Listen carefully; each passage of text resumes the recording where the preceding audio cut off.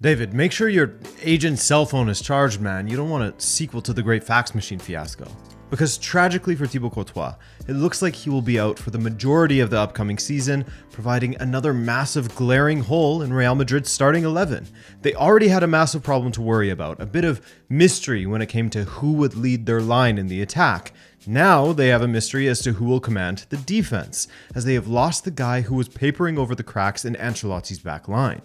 Hey guys, and welcome to Rabona TV. My name's Adrian, and thanks for joining me here on the channel, where today we're looking at Real Madrid following the recent news about Thibault Courtois and the, well, relative lack of news, in some ways, surrounding Kylian Mbappé and Real Madrid's somewhat vacant striker position. Respect to Joselu, but I mean, we'll get into it. As always, if you are new and are wanting more videos like this, then be sure to subscribe, and let's get into it. I wish I had more of an update on Mbappé, who is seemingly the only attacker that Real Madrid are considering at the moment, but I don't. Harry Kane, Real dropped their interest in him, and that's actually understandable given the fee that would be required to bring an older player to the Bernabeu, no matter how good he is. But you know who is available on a free as an option? Mariano Diaz. Bring him back, man. I'm joking. I'm joking, of course. But the vibe so far this summer has felt like Real Madrid are willing to wait out PSG, as there hasn't been any reports of an official offer made from Real Madrid for PSG. As things stand, the only offers that have been accepted by PSG are from Al Hilal, that insane €300 million single season offer from the Saudi club. Can't see Mbappé accepting that one. We'll go over it in a minute, I guess. And apparently another offer from an unnamed Premier League club has been accepted as well. Currently, it's a very awkward situation for Kylian, as he has been told that he must train with the undesirables of PSG, those being the likes of Julian Draxler, Leandro Paredes, and other players they were looking to offload this summer. The man isn't allowed to train for the first team, which is pretty wild to consider, but ultimately understandable from PSG's viewpoint, I guess. Speaking of reports coming out of Paris, they say that QSI, or Qatari Sport Investment, the shareholding organization that owns PSG, have informed Mbappé that if he doesn't renew his contract or he doesn't leave the club this summer, he will not play a single minute of football for PSG in the coming season. Why? Because they don't want to lose him for free, but if they are going to be forced into that next summer, then they aren't going to play an asset that will be someone else's in the future. Now, of course, the argument in favor of utilizing Mbappé would be that, well, he's in the top 3 best players in the world at the moment, a generational talent, and he can help you to win trophies. If PSG is game for him to stay, Mbappé has said numerous times that he's looking forward to playing for PSG in the upcoming season. But for PSG, they don't want to help him keep his form before ultimately leaving for free. They essentially don't want to preheat the oven for the next club that Mbappé ends up at, you know? But this is where the standoff gets even more awkward, as PSG are now trying to guilt Mbappé into either renewing or leaving for one of the accepted offers. PSG have told Mbappé that if he is to leave for free at the end of the season, that PSG will be forced into selling some key players and probably having to sack employees of the club as well, as they would take a huge hit from financial fair play. I know this may sound a bit heartless, but the reality here is, it's not up to Kylian. Both parties signed the contract, both knew the terms, and if people lose jobs, that's on Nasser and the club, not on Mbappé, the club's top attacker. Very much a damn, I'm sorry for you, but it's not my problem kind of situation if you're Mbappé. He doesn't run club policy, staff hiring, transfer policy, etc. That's not on him. Speaking of accepted offers, Mbappé had apparently turned down Al Hilal. We don't know who the Premier League team is, as I mentioned before, but I assume Mbappé turned them down because that move hasn't happened yet. However, Mbappé seems determined to stay at PSG, even though they informed him that he won't play for them if he intends to leave for free at the end of the season. So it really does feel like if Real Madrid doesn't make an offer for him, then he will either A, take that 1-year vacation in Saudi Arabia and make a disgusting amount of money before returning to Europe, or B, he'll be playing with PSG's youth side throughout the season. He'll take a gap year from football, essentially. Whether Real Madrid has the finances to purchase Kylian Mbappé at the moment is a topic of debate. Some say that they spent that money on Bellingham, while others maintain that they have a separate budget that's designated for Mbappé only. They bought a little Mbappé piggy bank that they've been throwing all of their spare change into over the years in order to secure their dream signing. But Mbappé has allegedly told PSG that he will not leave this summer. That's what both Sky Sports in the UK and Le Parisien in France are reporting. And if you read between the lines, then he's holding out for that free move to Real Madrid to get that signing on fee, which should be a handsome one. Apparently, it's already agreed with Real Madrid. That's what PSG say. But yes, we'll come back to Kylian a little bit later in this video. But Ancelotti spoke on Friday, August 11th, and he had the following to say surrounding the position. Quote, "Number 9, I think no one will use it this season. We have many options. Many players can score goals this season. Vinicius, Rodrigo, Bellingham, Joselu, Valverde, Kroos, the defenders. We're okay." I mean, make what you will of that. I'm not convinced personally, especially if you are bringing up defenders when talking about scoring goals. But hey, if Ancelotti thinks they'll be fine, I mean, who am I to question him, right?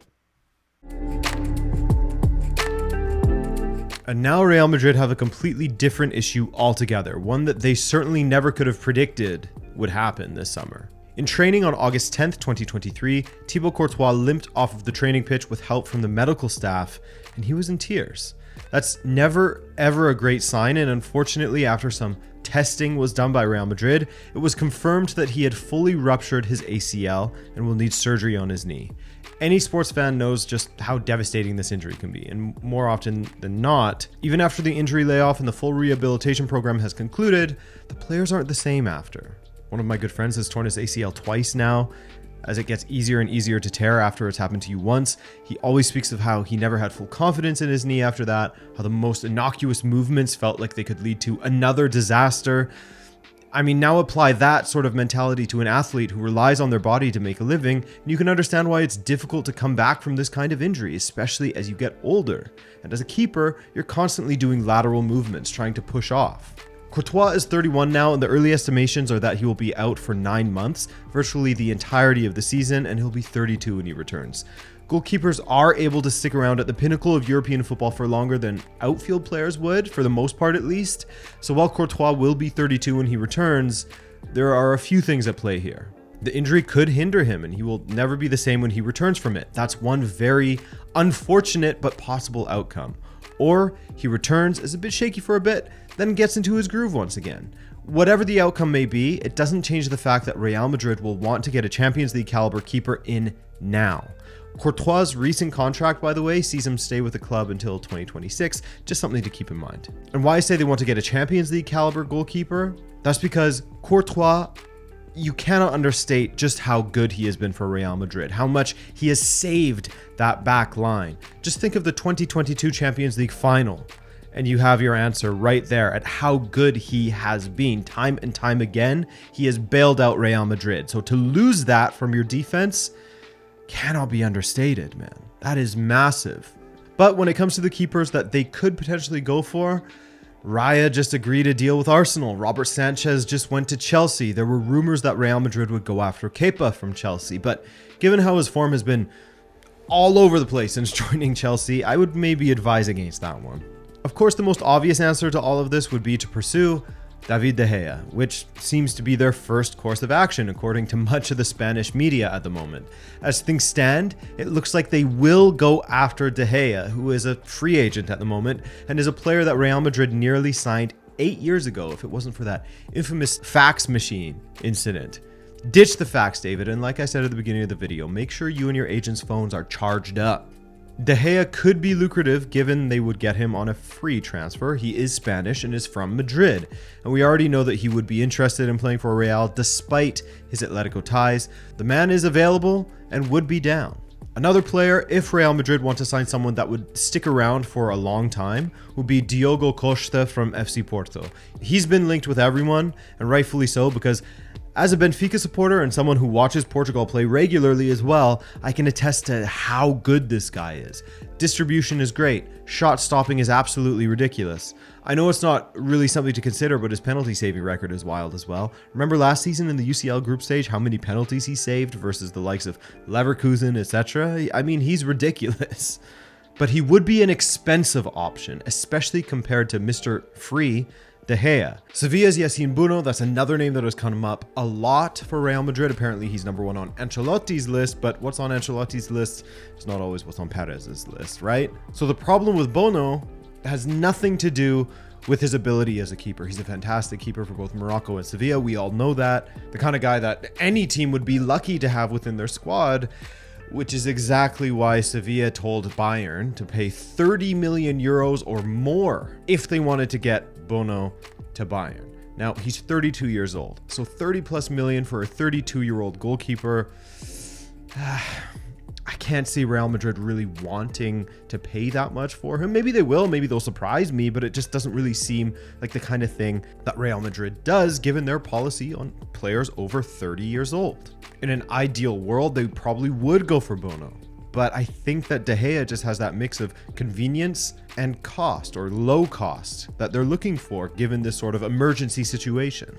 So how about another alternative who would come in and provide value for Real Madrid, but would still most likely just be a very competitive backup to Courtois should he return to full fitness and form in a year's time? Someone who still wouldn't cost them that much, but could be available?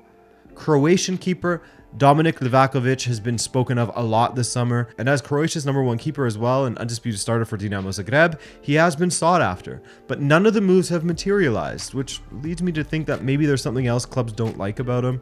This summer alone, it seemed that he was nailed on to go to both Celtic and Villarreal at one point for somewhere in the region of 10 to 15 million euros, but neither moves have happened, and he's still with Zagreb.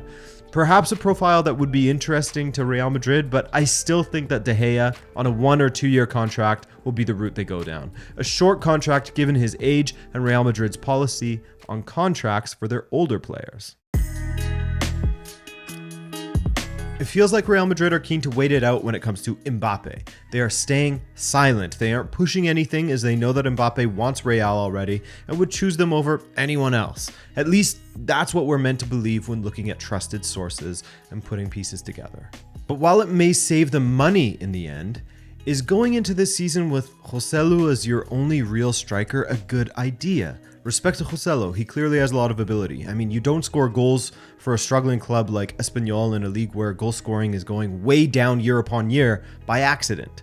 Also, that overhead kick goal he scored in preseason was sexy as hell. But yeah, respect to Joselu, but putting him in any other role but a placeholder or supporting role when you are Real Madrid, guys, seems like a risk. Remember who you are, right?